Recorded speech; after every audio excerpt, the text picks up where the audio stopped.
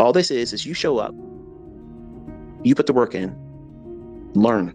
It's not going to be easy. It's going to be fucking hard because you're wrestling yourself. But once you finally get past yourself and get out of your own fucking way, then you'll really start to learn.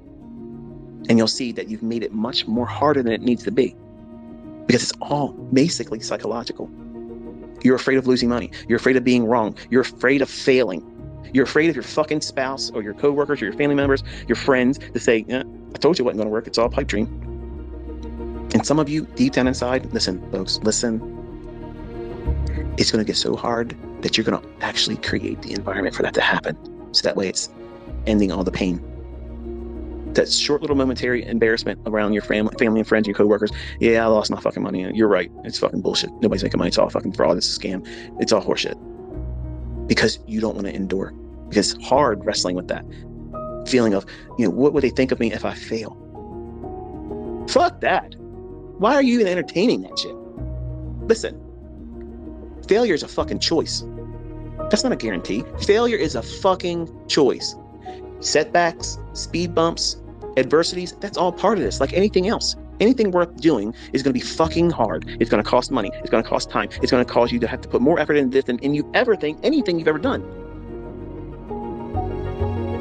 Weak people don't survive in this industry. Unorganized, undisciplined, irresponsible motherfuckers do not stay in this business. You have to be an adult that is an independent thinker that understands there's real risk in this shit. You can lose your ass.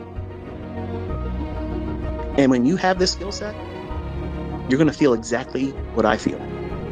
And some of you that are weaker and younger, you're going to do the same shit I did when I was 27 years old. I was the biggest prick there ever was. And you can hear it sometimes. It's still in me. That young man still likes to raise his head up once in a while. But the old man in me just has to remind his ass, sit the hell down. But that humanity in me is still there. But you're going to feel what it feels like to know what you know. And nobody can take it away from you. Nobody can make you forget about it. They can't discount it. They can't say it doesn't work. Who gives a fuck how many people are going to doubt you? Listen, you start making $50,000 a fucking month. How many people will it take for you to be convinced that what you're doing is bullshit? How many people will it take for you to be convinced that you making over 6 figures every 6 fucking months consistently? How many people will it take for them to convince you that what you're doing is a waste of your fucking time? How many people does it take you to do that? There ain't enough. There ain't enough. And you're going to understand you're bulletproof. Who gives a fuck who likes you and doesn't like you? Who cares? Is it going to change how you sleep, where you sleep, how you eat, how you raise your children? No. What you do with your money is your fucking business. You don't owe anybody an explanation what the fuck you're going to do with your money. None. But they're all going to tell you what you should be doing with it, what you shouldn't have done with it. So don't even invite them into the conversation.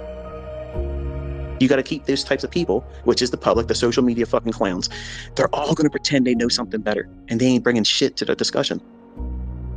To let them influence anything in your development is stupid.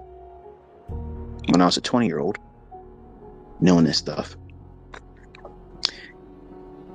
makes you feel immortal. Arrogance, pride. When you get older and you have a family and you lose family members, you lose children, that stuff weighs on you, and your view about how you keep score in life changes. It's not about how much money you make and how much you have in the bank. And I want to be able to know that I've done as much as I can within the scope of my capabilities. Because I don't claim to know how to teach the best way. I don't know. I don't know how to do that. I've prayed all the time because I know what it feels like for me to live like this. 50 years old. And 1,000 thoughts in my head all the time. And when I was younger, it was all violent thoughts. You would look at me and think, wow, this boy's quiet. He's so pleasant. He's well-mannered. But I had homicidal thoughts in my head all the time because I didn't want to be where I was. I felt uncomfortable, claustrophobic, pressure, anxious, not knowing that they were chemical imbalances. And How do you articulate that as a kid? You don't know how to. So you stay quiet. You say nothing. Too much emphasis is placed on image. And I don't want any of you as my students that become good at this fall victim to that stuff.